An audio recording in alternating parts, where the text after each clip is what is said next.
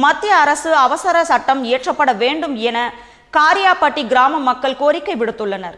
விருதுநகர் மாவட்டம் காரியாபட்டியை அடுத்த ஆவியூர் கிராமத்தில் தமிழர்களின் வீர விளையாட்டான ஜல்லிக்கட்டு போட்டிகள் பொங்கல் பண்டிகையின் போது நடத்தப்படுவது வழக்கம்.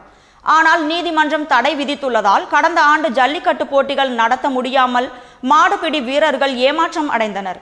இந்நிலையில் தற்போது பொங்கல் பண்டிகை நெருங்குவதையொட்டி இந்த ஆண்டு ஜல்லிக்கட்டு போட்டிகளை நடத்த மத்திய அரசு அவசர சட்டம் இயற்றப்பட வேண்டும் என கிராமவாசிகள் கோரிக்கை விடுத்துள்ளனர். தமிழர்களின் வீர விளையாட்டு இந்த ஜல்லிக்கட்டு கடந்த வருடம் நடைபெறவே இல்லை.